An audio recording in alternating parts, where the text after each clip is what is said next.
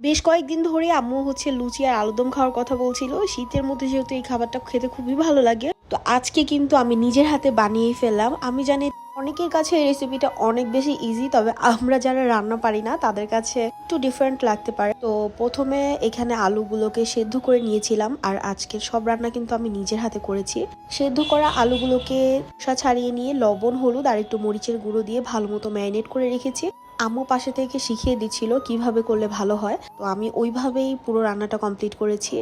আলুগুলোকে ম্যারিনেশন করে আমি এই জায়গায় টমেটো, তারপরে পেঁয়াজ, এগুলো যা যা লাগে আর কি সবকিছু কাটাকুটি করে নিচ্ছিলাম।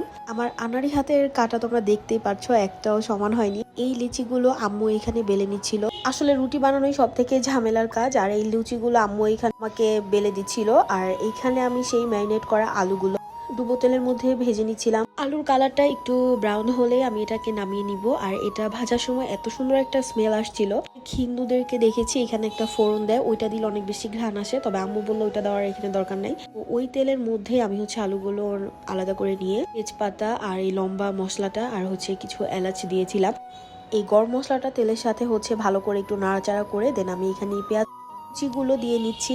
ব্রাউন কালার হওয়া পর্যন্ত ভেজে নিব। চুলার আঁচটা কিন্তু এখানে মিডিয়ামে রেখেছি। ভাজা হয়ে গেলে এর মধ্যে আমি কিছুটা পরিমাণ পানি দিব। আমার আলু যেহেতু আগে থেকেই সেদ্ধ করা ছিল, তাই খুব বেশি পানি দেইনি, জাস্ট মশলাটা কষানোর জন্য। সব মশলা একসাথে করে মানে মিক্সড করাটাকেই যে রান্নার ভাষায় কষানো বলে, সেটা আমি জানতাম না।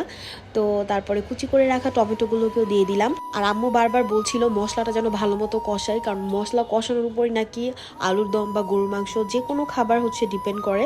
যত বেশি টাইম নিয়ে বা যত ভালো করে কষাবো সেটা খেতে অনেক বেশি ভালো লাগবে। এখানে দেখো কালারটাও কিন্তু চেঞ্জ হয়ে গিয়েছে। তো অনেকক্ষণ কষানোর পরে আমি লবণ টবণ সবকিছু দিয়ে আলুগুলোকে দিয়ে দিলাম। তো তোমরা তো আবার কেউ বিলিভ করবা না যে আমি রান্না করেছি, তো আমার এক ঝলকও তোমাদেরকে দেখিয়ে দিলাম। আর এর মধ্যে কিন্তু গুঁড়ামরিচ ছাড়া কোনো মরিচ দেওয়া হয়নি। আর আমরা যেহেতু ঝাল খেতে পছন্দ করি, তাই বেশ কয়েকটা কাঁচামরিচ দিয়ে আর অল্প একটু পানি দিয়ে দিলাম। এতক্ষণ পরে খেয়াল করলাম যে বাসায় গিয়ে পেঁয়াজের কলিটাও আছে, তো আমি এই জায়গায় ঢেকে দিয়েছি। পেঁয়াজের কলিটা কুচি করে এর মধ্যে দিয়ে দিছি। আর এই গ্রেভিটা এত ভালো লাগছিল, আমি একটু টেস্ট করে আবার দেখছিলাম যে জীবনের ফার্স্ট রান্না করেছি, লবণ সবকিছু ঠিকঠাক ছিল কিনা। তবে একদম সবকিছুই অনেক বেশি ভালো ছিল। আর কালারটা দেখো, তো বিশ্বাসই হচ্ছিল না এটা আমি রান্না করেছি। হ্যাঁ, নামানোর আগে কিন্তু একটু গরম মশলা না পাঁচফোড়নের গুঁড়া আর জিরার গুঁড়া দিয়েছিলাম। পাতা দিয়ে সেটাকে নামিয়ে ফেলেছি। আর এইখানে আম্মু যে লেচিগুলো বেলে দিয়েছে ওইটা আমি ডুবো তেলের মধ্যে ফ্রাই করে নিচ্ছিলাম। দেখো কত সুন্দর করে ফুলেছে মাশাল্লাহ।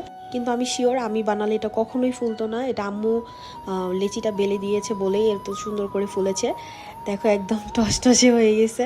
আর কালারটা দেখো, ডিপ ব্রাউন যেটাকে বলে, অনেক ভালো লাগছিল। আমার অনেক ইচ্ছা ছিল আমি এরকম ফুলকো লুচি বা এই টাইপের কিছু নিয়ে একটা ভিডিওস করব। ব্যস্ততার জন্য আসলে তেমন কিছুই করা হয় নাই, কারণ রান্না করা শেষে আমি তাড়াতাড়ি করে চলে গিয়েছি আরাফকে টিফিন খাওয়ানোর জন্য। আরাফ আলুর দম তেমন না খেলো, আমি আজকে বানিয়েছে বলে ও কিন্তু মাশাল্লাহ ভালোই খেয়েছে। এই যে এখানে ছোট্ট হুজুর বসে আমার হাতের আলুর দম খাচ্ছে।